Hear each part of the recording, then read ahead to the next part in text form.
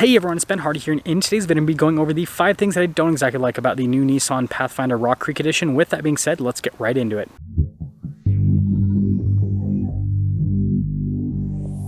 Now, the first thing is the fact they don't offer this with a higher trim package. Now, here's what I mean. So the Rock Creek is its own trim level within the Pathfinder lineup. It is not a trim package on top of a trim package like it was before, where you could get like an SV Rock Creek, for example. That being said, though, I do think that they should have done like a less premium and a more premium version of the Rock Creek, because this is a fully loaded Rock Creek to my knowledge, and it's missing a few things that some people might want in this particular vehicle. So first off, these seats are really cool, but no AC function because it's got the cloth inserts. We don't have a sunroof either. And then we also don't have a power operable hatch. It's just hydraulic. That's really annoying lock thing, by the way, but it's just a hydraulic hatch. And so those are a couple things that I think that someone looking for, you know, a cool rugged looking off-road crossover might want. So I think that it would be, you know, awesome for Nissan to basically give us a, I guess, platinum Rock Creek is the best way for me to put it, so it has all the bells and whistles. Number 2 is the sound system. Now, this is pretty surprising because this is something that I don't normally talk about because I'm not a huge sound system person, frankly. I'm okay with most sound systems. That being said, well, I can't really show this to you because, well, copyright infringement with music and all that kind of stuff. But anyways, the sound system doesn't really have a lot of oomph to it, is the best way for me to describe it.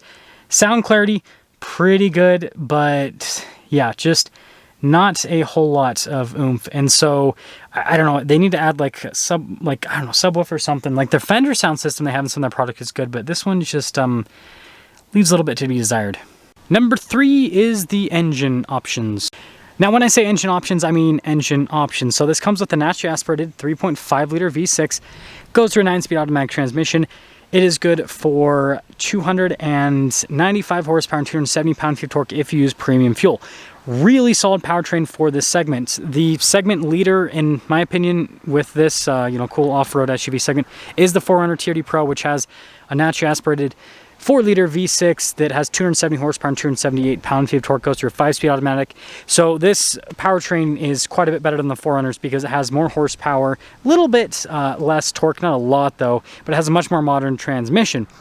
However, you have another vehicle in this segment, the Jeep Grand Cherokee, which has a lot of other powertrain options available. You can get a naturally aspirated V6. You can get a 5.7 liter Hemi V8. You can get a hybrid powertrain as well. And so I think that it would benefit Nissan to offer at least one more powertrain just with the Pathfinder in general. So this V6, I think, is a great baseline powertrain. And this is something that a lot of other automakers need to like understand in this segment, that people want options. And then just offer a more premium powertrain. I don't care if it's a turbocharged V6 or if it's a naturally aspirated V8, whatever they think is going to be best, just something that has more power than what this has. And yeah, I think that people would go, well, not think, I know people go for that because they go for it with the Jeep. Number 4 is the fact that this has no low range.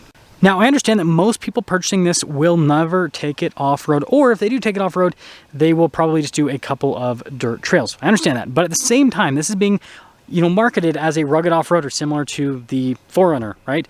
And not like the 4Runner, though. It doesn't have a 2-speed transfer case. It's just high range, which again is fine for most of the off-roading that people are going to put this through. But if Nissan really wanted to like up things with this, then I think giving it a low range would definitely benefit its image. Now, number 5, which is the biggest thing, is ground clearance. Now, in my video about the 5 things that I love about this, I talked about how capable this is off-road, and I definitely stand by that. This has amazing off-road tires, and it has a really good 4-wheel drive system. Like, frankly, it's impressive the stuff that this can handle, but this is massively limited by the amount of ground clearance it has. It has 7.7 inches of ground clearance. The Toyota 4Runner TRD Pro has 9.6 inches of ground clearance. The Jeep Grand Cherokee, which obviously isn't here, has over 11 inches of ground clearance with the Trailhawk package because of the air suspension. And so, yeah, this is definitely lacking in ground clearance in this segment. Now, yes, this does have 0.6 inches more ground clearance than a regular Pathfinder, so it's more rugged and more off-roady compared to a regular Pathfinder. But compared to other SUVs slash crossovers that are in this segment that are similar in price to this, Well, I guess those are a little bit more expensive, but similar enough, right? This just isn't as capable, and so I definitely think that they need to up the ground clearance a little bit, so just add a little bit of lift or something to it. That's because something's up for the 5 things I don't exactly like about the new Nissan Pathfinder Rock Creek Edition. With that being said, I will see all of you in that next video.